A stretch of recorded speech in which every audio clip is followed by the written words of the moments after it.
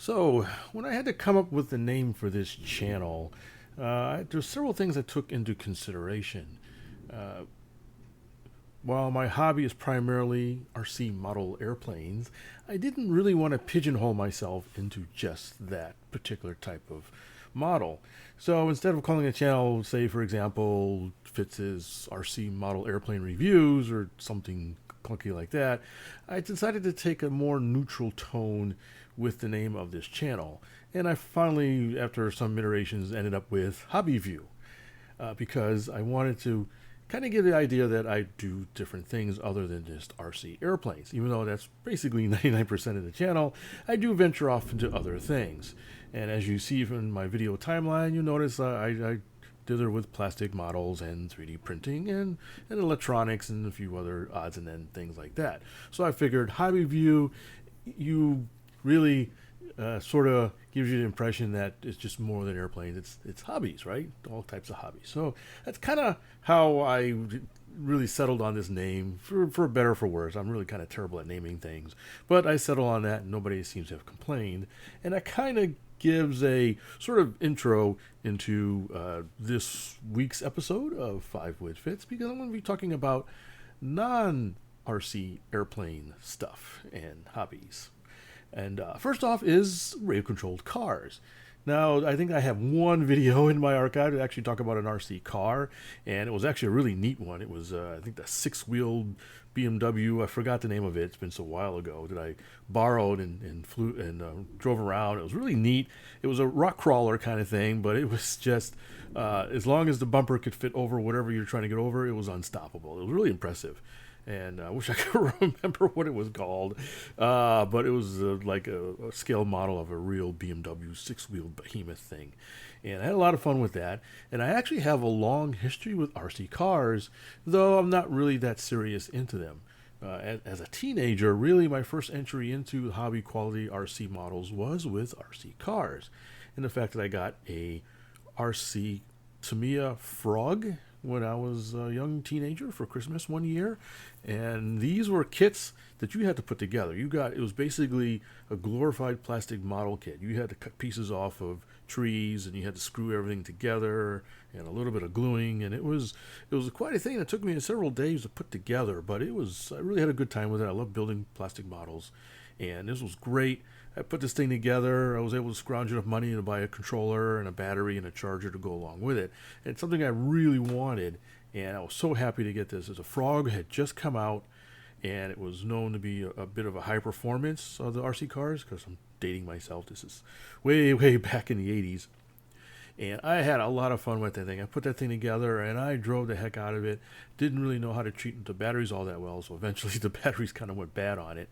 And over the years I had tweaked it and converted it into a pan car and this and that. And now the whole thing has been lost to time. I don't think I have any pieces of it left, although I've considered getting another Frog, as they made a version 2 that you could buy. So anyways, I still dabble in cars every once in a while. I actually have a Tamiya Thundershot, which is a four-wheel drive car with a aftermarket body and a modified axle kit so I can run large wheels.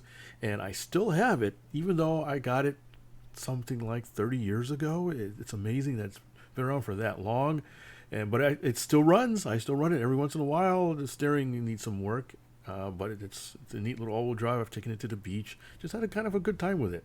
In fact, when we had an ice storm here a few years ago, a few months ago, early this year, I actually took it out and drove around in the street, in the street in front of my house on the ice, and kind of have a good time with it.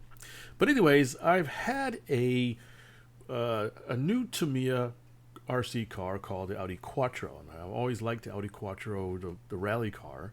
And Tamiya made one back in the 80s that I pined after for a while, but never could get one. So they came out with a new one with a whole new chassis, something they call the TT02 chassis, and that's been sitting in the box for probably a year or two. And so I finally decided to put it together. And it was really interesting building a modern Tamiya car. It's really quite a bit different from some of the older ones.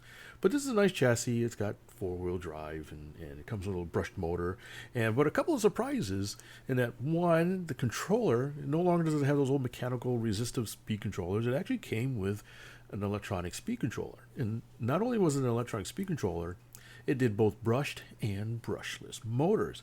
And I thought, wow, that's really nice. So I actually purchased a brushless motor aftermarket one to go with it. And so I wired everything up, and when I turned everything on, it made this really weird chattering noise. I said, what is that? Why is it doing that? So I swapped a couple of the wires, and it ran fine. I said, well, okay, that's fine, except that it ran in reverse. So it ran fine in reverse, but when I swapped the wires again and run in forward, it made this horrible chattering noise. And I'm thinking, wait, this is really weird, because normally with RC airplanes, you just swap 2 of the 3 wires and you're off you're going. Now, of course, this is a little different in that these are sensored controllers. RC cars use sensored controllers because they tend to have a much better throttle response at low speeds. And I have not used a sensored controller for a long time. For some of those older people out there, sensored controllers were used quite often in the early days of brushless motors for RC airplanes. But not anymore. Brushless now just have sensorless, and that's a lot easier, less wires and that kind of stuff. But the airplane motors usually they had a switch or programmable. You can change the direction pretty easily. Unfortunately, this did not have that. I'm thinking, why? What am I missing? Is there something wrong with this thing? So a quick Google foo, and I find out that yes, you switch the wires, but you have to switch them in a certain way. So there's actually a specific sequence that you have to switch the wires to reverse direction on a sensored motor. So, for example, if it's ABC as you start out with the wiring, the new one is another sequence. I'll put up a picture. I forgot what it was. It's BCA or something like that. It's got to be a specific sequence. And when I did that, it worked just fine.